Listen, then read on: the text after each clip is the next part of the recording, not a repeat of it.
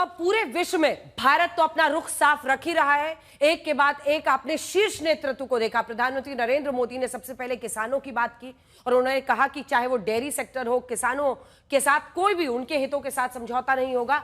वहीं अब राजनाथ सिंह जी भी, रक्षा मंत्री की भी बात आपने सुनी और नितिन गडकरी जी की भी सुनी। लेकिन हम आपको दिखाना चाहते हैं कि भारत इकलौता नहीं, ऐसे तमाम मुल्क जिस पर अमेरिका इस वक्त भारी टैरिफ लगा रहा है, वो किस तरह से आईना दिखा रहे हैं। मुनीर वाले एंगल पर भी चर्चा होगी, लेकिन सबसे पहले देखिए, फिलहाल खरीद का कोई प्लान नहीं। वही F-35 विमान जिसको हम खरीदने वाले थे, स्विट्जरलैंड जिस पर 39% टैक्स लगाया है भारत के साथ साथ, संसद में सौदा रद्द करने की मांग वहां पर हो रही है। तो स्पेन में भी देखिए क्या हो रहा है, क्योंकि विमान खरीदने की योजना स्थगित की जा रही है। यानी जो डिफेंस डील्स और तमाम ऐसी बातें हैं जो अमेरिका पूरे विश्व में बेचता था, फायदा यूरोपियन कंपनियों को इसका होगा, अमेरिका को नुकसान होता हुआ दिखाई दे रहा है। और अब दोनों खास मेहमान हमारे साथ जुड़ गए हैं। हमारे साथ सुधांशु त्रिवेदी जी और संजय सिंह। सुधांशु जी सांसद भारतीय जनता पार्टी के और संजय सिंह सांसद आम आदमी पार्टी के। संगीत रागी हमारे साथ राजनीतिक विश्लेषक के तौर पर जुड़ रहे हैं और कुछ ही देर में हमारे साथ जुड़ जाएंगे सलमान सोज साहब, जो कि प्रवक्ता है कांग्रेस पार्टी के। लेकिन सुधांशु जी, आपके साथ शुरुआत करना चाह रही हूं। देखिए, विपक्ष लगातार ये कह रहा है कि ट्रंप को लेकर खुलकर सरकार क्यों नहीं बोलती है। ये सच है कि प्रधानमंत्री ने भी किसान हितों की बात की, उन्होंने डेयरी सेक्टर में नो कॉम्प्रोमाइज की बात की, रक्षा मंत्री राजनाथ सिंह भी इशारों में कह रहे हैं। लेकिन विपक्ष कह रहा है सीधा ट्रंप का नाम लेके, जब वो इस तरह से टारगेट कर रहा है इंडिया को, तो फ्रंट फुट पर क्यों नहीं बोल रहे हैं। देखिए, इस ढंग के एब्सर्ड और बचकाने बयान विपक्ष को नहीं देने चाहिए। मैं पूछना चाहता हूं, क्या ट्रंप ने मोदी जी का नाम लिया है? नंबर 2, बात मीडिया में बोली गई है, किसी ऑफिशियल कम्युनिकेशन ऑफिशियल प्लेटफॉर्म पे तो नहीं बोली गई है। यूएस कांग्रेस में बोली गई है क्या? यूएस सीनेट में बोली गई है क्या?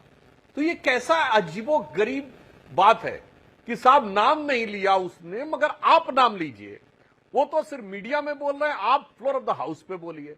मुझे लगता है विपक्ष की जो इस प्रकार की फितरत है, जिसे जनता अब समझने लगी कि वो फितरत है कि शरारत है, ये विपक्ष भली बात समझ रहा है। दूसरा, मैं अपने विपक्ष के सम्मानित मित्रों से कहना चाहता हूं, जरा कृपया एक देश बता दें जहां पे ट्रंप ने टैरिफ ना लगाया हो। बता दें कृपया, उसके बाद बात करें। नंबर 2, जो उसके क्लोजेस्ट एलाई थे, Canada, European union, Britain, Japan, south Korea, किसको छोड़ दिया है और उनसे किस ढंग की डील की है, ये देखिए। हम इकलौते देश हैं जो इस मजबूती के साथ खड़े हैं, क्योंकि प्रधानमंत्री श्री नरेंद्र मोदी जी ने स्पष्ट कहा, भारत के किसानों के हितों के साथ कोई समझौता नहीं होगा। एग्रीकल्चर और डेयरी प्रोडक्ट ही मुख्य वजह बने हुए हैं जिसकी वजह से अमेरिका के साथ डील नहीं हो सकती। जो हमने फ्री ट्रेड एग्रीमेंट किया है ब्रिटेन के साथ, उसमें भी 99% चीजें ब्रिटेन ने हमारी छोड़ी, हमने 90% छोड़ी है। उसमें भी 9% हमने थोड़ा बेहतर करने का प्रयास किया। तीसरी बात, उनको लगता है कि अमेरिकी राष्ट्रपति के बयान की बात है, तो कृपया मुझे बता दें, अमेरिकी राष्ट्रपति दूसरे देशों के राष्ट्रपतियों का तो नाम लेके बोल चुके हैं। Putin has become crazy. मैं बोल रहा हूं कि वो बोले। बताइए, उन्होंने इजराइल के प्रेसिडेंट बेंजामिन नेतन्याहू जी का नाम लेके बोला है। ये दो तो उनकी बात कर रहा हूं जो दुनिया के शक्तिशाली देश, एक उनका सबसे बड़ा एलाई देश, और बाकी की तो बात छोड़ दीजिए। यही मुझे लगता है कि भारत विरोधी मानसिकता के रुग्ण प्रभाव से इस कदर उनका दिमाग छाया हुआ है कि anti BJP, anti Modi mindset में कब वो एंटी इंडिया हो जाते हैं, ये वो समझ ही नहीं पाते हैं।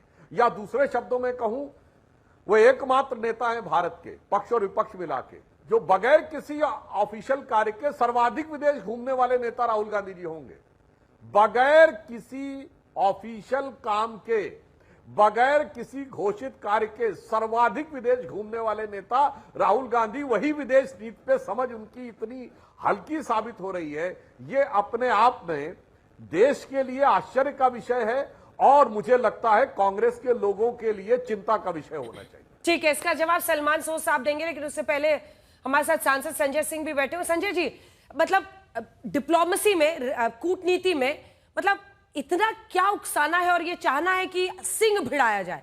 मतलब पाकिस्तान जैसा दुश्मन देश जो हमला करता है, उसको लेकर तो एक स्पष्ट तरीके से आदमी को चलना है, लेकिन अमेरिका से क्या हमेशा के लिए या 4 सालों के लिए रिश्ता खराब कर लिया जाए? क्योंकि विपक्ष ये चाहता है कि ट्रंप इज अ लायर ही बोलिए, क्योंकि विपक्ष चाहता है कि ट्रंप को गाली दीजिए, और उनकी बात सच है। उन्होंने नेतन्याहू से लेकर पुतिन जेलेंस्की को तो व्हाइट हाउस में बिठा के बेइज्जत किया था, लेकिन प्रधानमंत्री मोदी के लिए आज भी, अब शब्द नहीं कहे, लेकिन हाँ, भारत पर जो उन्होंने किया उसका सख्त जवाब दिया जा रहा है अमेरिका को। मैक्रोन का भी मजाक उड़ाया था। जी, आपको और आपके दर्शकों को नमस्कार जी। देखिए, ट्रंप कोई महान व्यक्ति नहीं थे जब वो अमेरिका के राष्ट्रपति बने थे पहली बार, और 4 साल तक वो अमेरिका के राष्ट्रपति के रूप में अपनी एक नॉन सीरियस इमेज ही बनाए थे उस वक्त भी।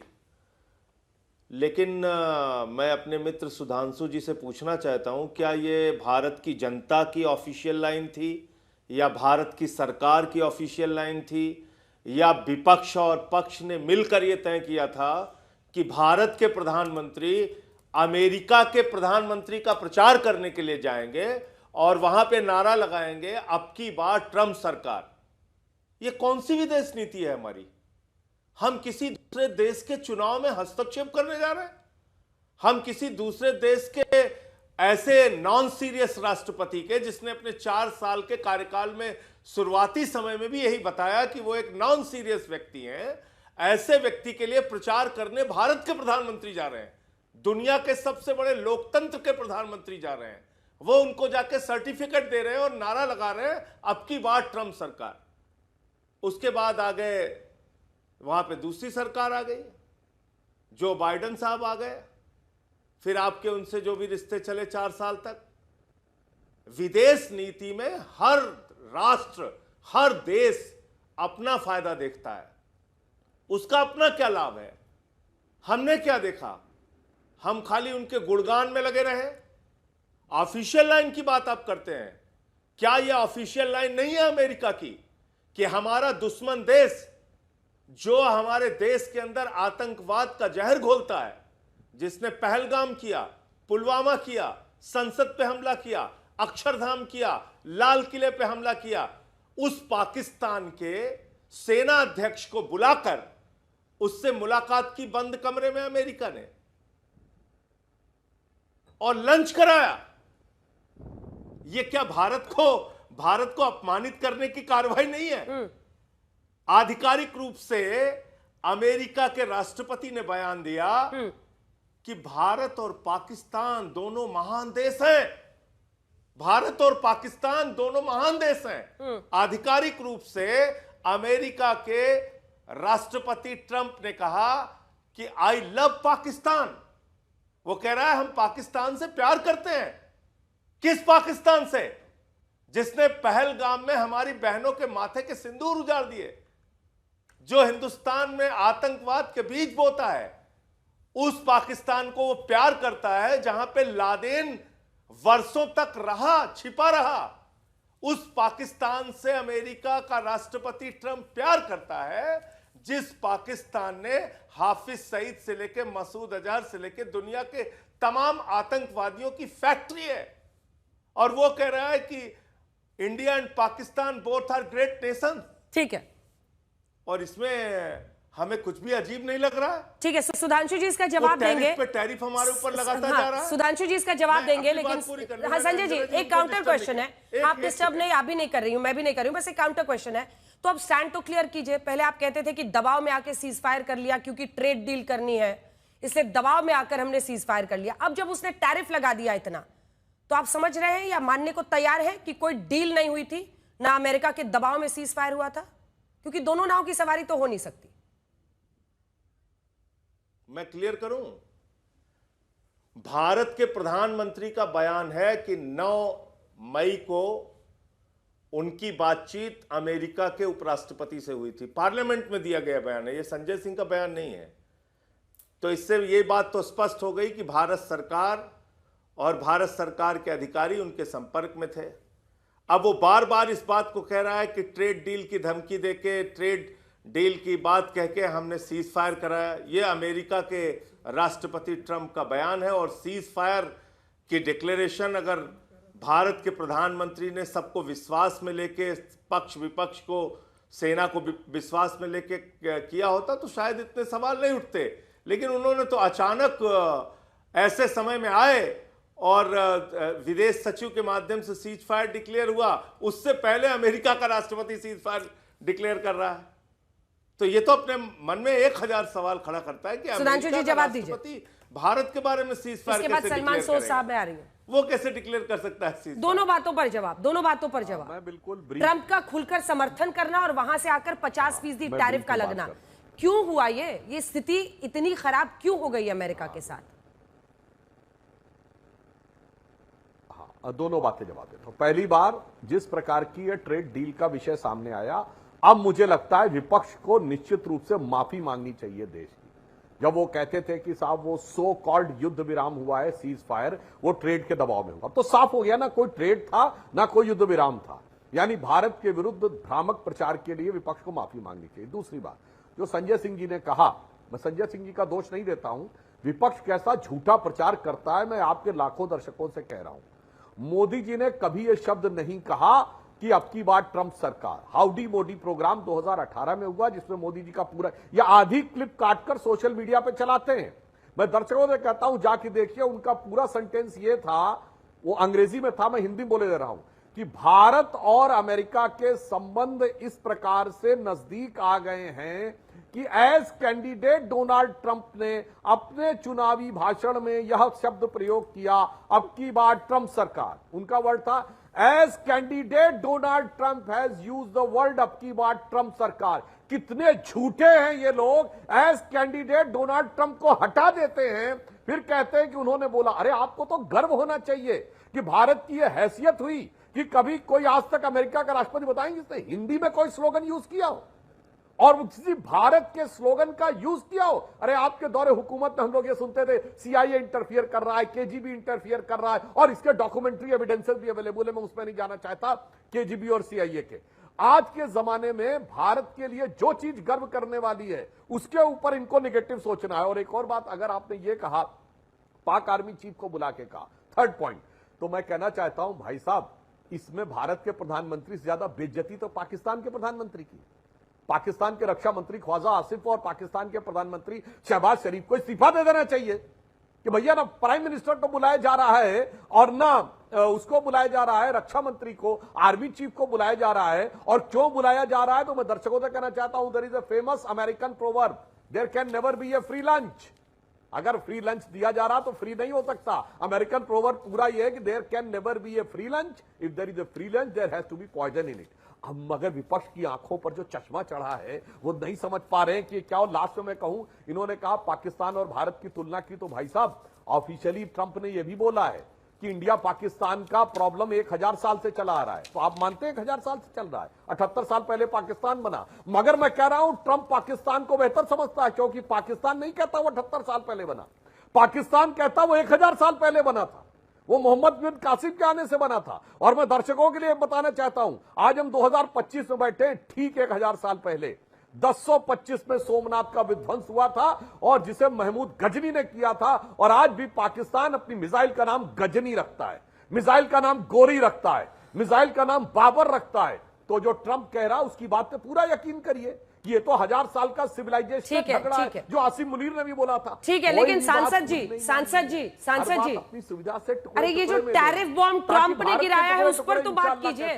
टैरिफ बॉम्ब जो ट्रंप पर गिराया है, ट्रंप ने गिराया है, वो प्रॉब्लम है ना सर, उस पर चर्चा करनी पड़ेगी ना कि ऐसी स्थिति क्यों खराब हो गई। क्योंकि हेनरी किसिंगर उन्होंने कहा था ना कि जो दुश्मन है उसके लिए तो मुश्किल है ही, जो अमेरिका का दुश्मन है उसके लिए मुश्किल बात है, लेकिन जो दोस्त है उसके लिए उससे भी बड़ा खतरा है। क्या हम इस बात को याद नहीं रख पाए? अंजना जी, मैंने तो अपने पहले वक्तव्य में बोला, आप लोगों ने या हमारे प्रतिपक्षियों ने नहीं सुना होगा। मैं चैलेंज करके पूछता हूं, जरा दुनिया के 2 देशों के नाम बता दें जिस पे टैरिफ न लगाया हो। बता दें, सलमान सोज साहब और संजय सिंह साहब। ठीक है, सलमान सोज ना लगाया हो। और अपने हम तो कोई उसके एलाई नहीं है, अपने एलाइज को बख्शा नहीं। मैंने बोला जापान के साथ कैसी डील की है, यूरोपियन यूनियन के साथ क्या किया है, क्या क्या लिखित समझौते करवाए हैं, कनाडा के साथ क्या किया है। साहब मैं यही तो कह रहा हूं, हो रही मतलब दुनिया में आई हुई सुनामी, और अगर हमारे जहाज में हिचकोले आ रहे हैं तो कहते नहीं, तुम ये मत देखो कि भूकंप आ गया है, लहरें उठ रही हैं, हमको तो जहाज के कैप्टन को दोष देना है। इसलिए मैं संजय जी और सलमान जी के लिए मोदी जी की तरफ से कहना चाहता हूं कि हमें इल्जाम मत दीजिए। बहुत अफसोस होता है, हमें इल्जाम मत दीजिए, बहुत अफसोस होता है, बड़ी तरकीब से कश्ती यहां तक लेके आए हैं और बदल देते हैं हम दरिया की लहरें अपनी हिम्मत से। आंधियों में भी अक्सर चिराग हमने जलाए। संजय सोज साहब इसका जवाब दीजिए। और मीनवाइल जो आपने अभी दावा किया है वो हम चाह रहे हैं कि हमारे दर्शक भी सुन ले कि प्रधानमंत्री नरेंद्र मोदी ने एज कैंडिडेट कहा था, या जो भी कहा था उन्होंने वर्बैटिम हमारे दर्शक सुने। लेकिन दो बातें हैं सलमान सोज साहब, अगर बहुत पीड़ा के साथ air chief marshal AP Singh को देश के सामने आकर बताना पड़ा कि हमने पाकिस्तान के 5 विमान गिराए, हमने एक उनका बड़ा विमान या एवैक्स सिस्टम 300 किलोमीटर अंदर गिरा दिया है, लेकिन हमारी जीत, हमारी जो कामयाबी है उसको इतना अंडरमाइन किया, तो सबको देश से माफी मांगनी चाहिए, इंक्लूडिंग कांग्रेस पार्टी। और मैं क्यों कह रही हूं, क्योंकि बार बार ये कहना, और मैं आपको वर्बैटिम कोट करती हूं, आपकी है प्रणीति शिंदे सांसद, जिन्होंने पार्लियामेंट में कहा यहां मारा, वहां मारा, कहां कहां मारा, फिर ऐसे ही मतलब मजाक उड़ाना, ये हमारी सेना ने कर रहा था। ये राफेल और सुधांशु जी थोड़ी चला रहे थे।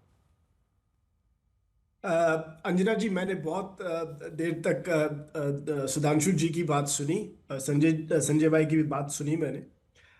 जो अभी सुधांशु जी ने कहा, पहले मैं उस पर बताऊं कि अगर इनको चाहिए मैं वीडियो चला दूं कि आपके मोदी जी का जो संदेश था ट्रंप के लिए, अब की बार ट्रंप सरकार, आपको सुनना चाहिए अच्छी तरह से, क्योंकि असली जो फेलियर हमारी गवर्नमेंट का है इस टैरिफ पॉलिसी, जो ये ट्रेड वॉर जो बनने लगा है, उसमें यही असली प्रॉब्लम ये है कि हिंदुस्तान के जो लीडर हैं वो बार बार अमेरिका के पास गए, अमेरिका के लीडर से मिलने गए और फिर ऐसा दिखाया कि भाई मैं वो बहुत बड़ा लीडर हूं, लेकिन पता यही चला कि वो बहुत बड़े लीडर, ग्लोबल लीडर नहीं है, चाहे वो कितना भी कहें।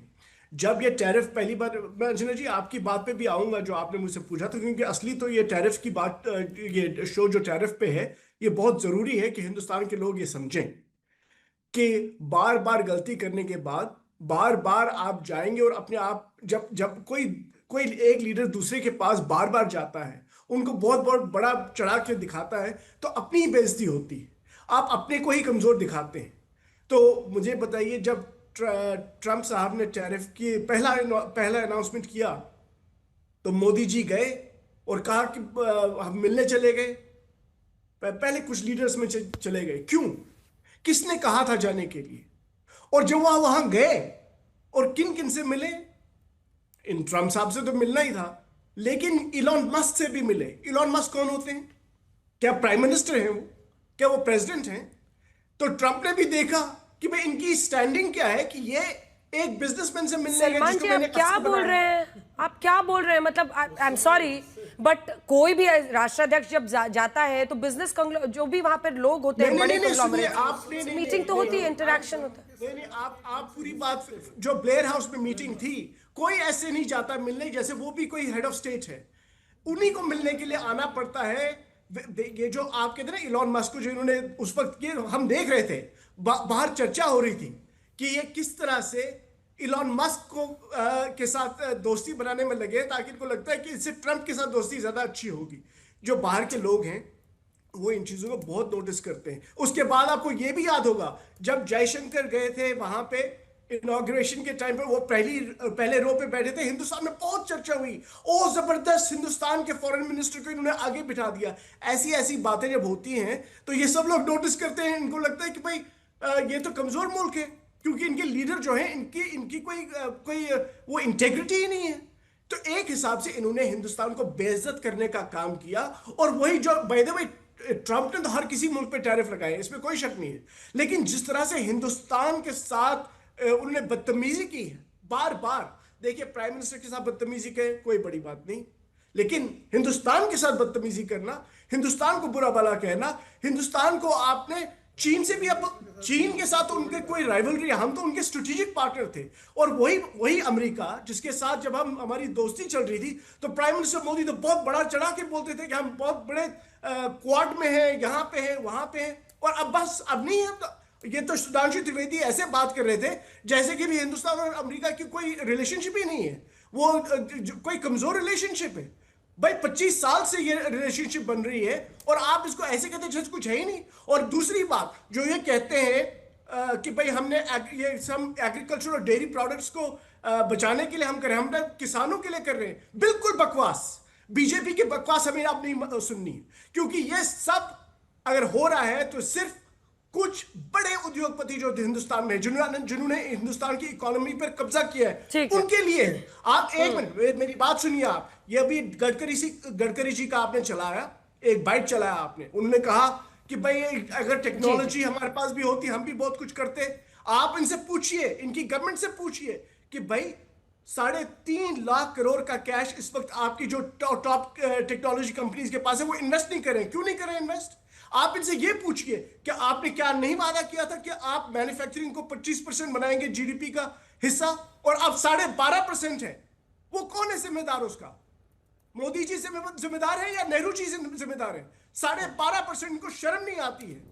और फिर कहते हैं हम किसानों के साथ हैं। किसानों का आपने बेड़ा गर्क कर दिया। इस हिंदुस्तान में 80 करोड़ लोग मुफ्त खाना खा रहे हैं, तो उनकी हालत इतनी खराब है और आप उस पर बहुत गर्क करते हैं। कैसे लोग हैं आप लोग? आपको शर्म आनी चाहिए बीजेपी वालों को। ठीक है, ठीक है।